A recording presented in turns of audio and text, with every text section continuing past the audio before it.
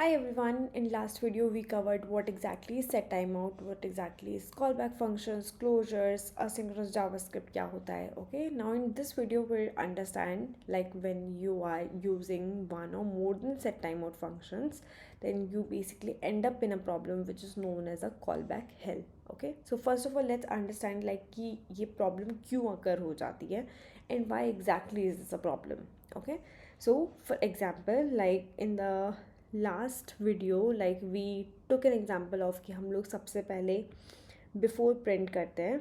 Okay, we were trying to print before.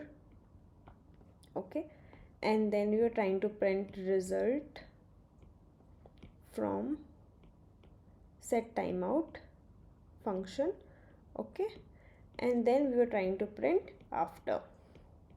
Okay, इस तरह से हम लोगों ने कोड लिखा था जिसमें हम लोग सबसे पहले बिफोर कॉन्सोल कर रहे थे, देन हम लोग सेट टाइम आउट कॉन्सोल कर रहे थे एंड देन उसके बाद हम लोग आफ्टर स्टेटमेंट कॉन्सोल कर रहे थे. ओके, व्हाट इफ कि rather than having only single set time out, अगर हमारे पास में दो सेट टाइम आउट हो. Okay, this set time out had 2000 seconds, 2000 milliseconds, basically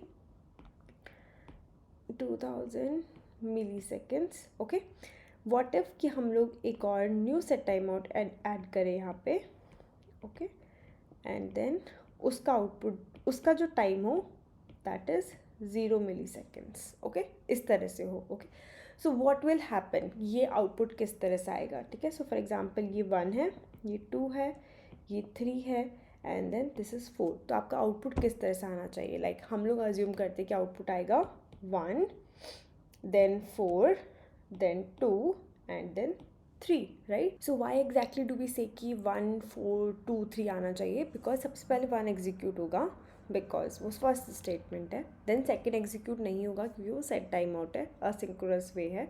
तो आपको उस स्टेटमेंट को एग्जीक्यूट करके ये सबसे पहले एग्जीक्यूट होगा दिस वन, उसके बाद में एग्जीक्यूशन आपका स्किप हो करके आएगा फोर्थ पर. ठीक है, जब फोर्थ आपका एग्जीक्यूट हो गया उसके बाद में वापस यहाँ पर जाएगा, फिर ये आपका 2000 सेकेंड्स वेट करेगा. Okay, and then it should come down to this one. ठीक है, ये हम इस तरह से अज्यूम करते हैं. हम सोचते हैं कि अगर वो वापस जा भी रहा है एग्जीक्यूशन तो इट विल गो उस स्टेटमेंट में जहाँ पर वो उसने जहाँ से ब्रेक किया था. राइट, हम लोग ये चाहते हैं बिकॉज कि फर्स्ट लाइन अगर हमने फर्स्ट पे लिखी है तो पहले फर्स्ट एग्जीक्यूट होनी चाहिए, then second, then third and then fourth. ठीक है, तो मैं चाहती हूँ कि सबसे पहले मेरा 2000 मिली सेकेंड्स वाला set time out function execute होना चाहिए, देन उसके बाद में मेरा 0 मिली सेकेंड्स वाला फंक्शन एग्जीक्यूट होना चाहिए. But in reality what happens is that ये इस तरह से एग्जीक्यूट होता है, विच मीन्स आपका जो 0 मिली सेकेंड वाला जो फंक्शन है वो पहले एग्जीक्यूट होता है और उसके बाद में 2000 मिली सेकेंड वाला फंक्शन एग्जीक्यूट होता है. So this is the problem with the set time out. जब आप असिंक्रोनस बिहेवियर में इनको सेट करते हो तो वो बस एक इंडिविजुअल फंक्शंस है, जिस भी फंक्शन का टाइम आउट पहले फिनिश हो जाएगा वो फंक्शन पहले एग्जीक्यूट हो जाएगा. अगर मैं 1000 भी लिखूँगी तो वो फंक्शन भी पहले एग्जीक्यूट हो जाएगा, 2000 उसके भी बाद में एग्जीक्यूट होगा. Okay, so let's understand code के अंदर that what exactly I am trying to say कि ये किस तरह से एग्जीक्यूट होंगे. Okay, so let's go back to V S code. हमने यहाँ पर we can get rid of this variable. Okay, and then node index.js clear. Okay, ये हम लोग का कोड है before set time out, then हम लोगों ने एक set time out function set किया है, then after set time out. इसको रन करते हैं. हम लोग क्या कहेंगे, सबसे पहले किस तरह से एग्जीक्यूट होगा, सबसे पहले ये statement, then after and then after 2000 millisecond, after 2 seconds ये चीज़ एग्जीक्यूट होगी. Okay, now we are saying कि हम लोग एक और सेट टाइम आउट ऐड करते हैं. अब द सेट टाइम आउट से ये अंडरस्टैंड करना है कि हम लोग पास में एक अनादर फंक्शन है जो कि मैं चाहती हूँ कि ये सेट टाइम आउट या फिर ये फंक्शन कॉल होने के बाद में एग्जीक्यूट होना चाहिए. सो लेट्स से कि चेक यूज़र साइंड इन. ठीक है, जब मेरा यूज़र साइन इन हो गया है, क्योंकि साइन इन करने में यूज़र को 2000 सेकेंड्स लग रहे हैं. ठीक है, जब मेरा यूज़र साइन इन हो गया है उसके बाद में check if user has token. ठीक है, टोकन एक वैल्यू होती है जो हम हर एक यूज़र को असाइन करते हैं. तो हम लोग उसके बाद में हम ये नेक्स्ट कॉल करना चाहते हैं जिसमें हम चेक करेंगे कि यूज़र के पास टोकन है या नहीं है. ठीक है, तो ये एक स्टेप्स है जिस स्टेप्स के अंदर ही ये फ्लो करना चाहिए. ठीक है, उसके बाद में मैं एक और सेट टाइम आउट ऐड कर रही हूँ जिसके अंदर मैं कहती हूँ कि 0 सेकेंड्स लगेंगे, क्योंकि बस वो इफ एल्स स्टेटमेंट चेक करना है मुझे, ठीक है। उसके बाद में मैं एक और सेट टाइम आउट ऐड करती हूँ यहाँ पे, ठीक है। और यहाँ पर मैं कहती हूँ कि which takes 1000 seconds, 1000 millisecond, और इसमें मैं कहती हूँ कि गेट प्रोडक्ट डिटेल्स, ठीक है, जिसके अंदर हम लोग प्रोडक्ट की डिटेल्स ले रहे हैं।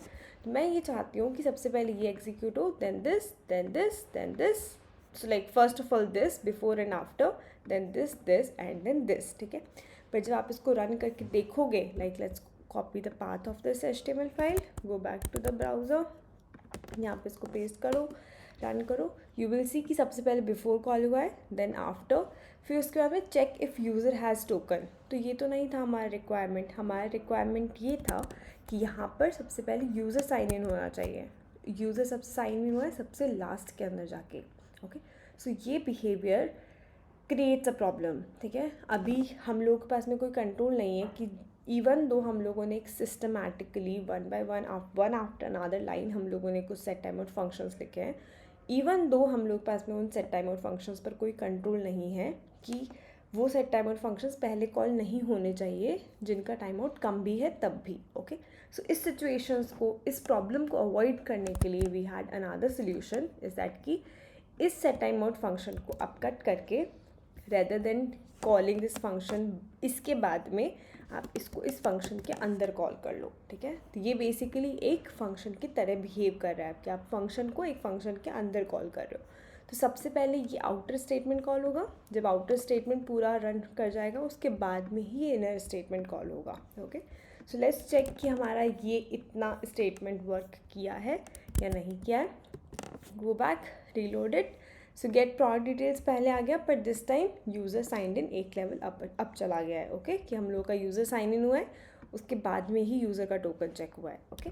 Now let's fix this one also, इसको कट करो, अब इसको हम लोग इस सेट टाइम आउट के अंदर रखेंगे, okay. So we have inside this set time out. So अब हम लोग कह रहे हैं कि सबसे पहले ये करना है आपको 2000 सेकेंड्स मिली सेकेंड्स तक आप टाइम लो, यूज़र को साइन इन करो, then in 0 seconds you check if user has token और नॉट, देन उसके बाद में उसकी प्रोडक्ट की डिटेल्स लेके आओ, ओके।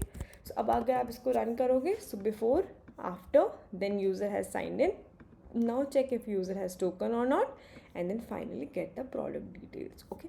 सो इस सिचुएशन के अंदर ये एंटायर कोड प्रॉपरली वर्क कर रहा है, आउटपुट दे रहा है, everything is going fine, everything is correct, each and every output is coming correctly, okay.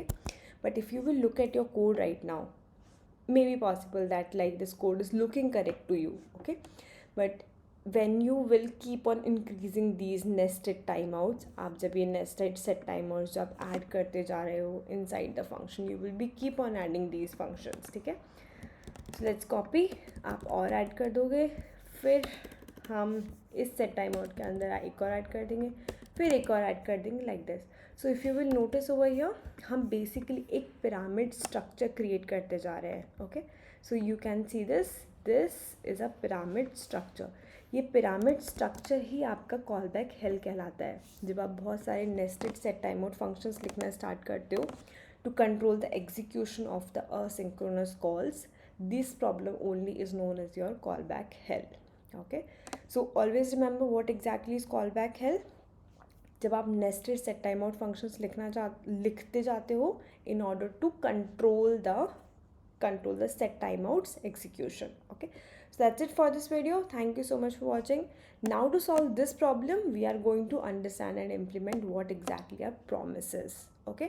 That's it for this video. Please stay tuned for the next video because it is a very, very important concept to understand, okay. Thank you so much for watching.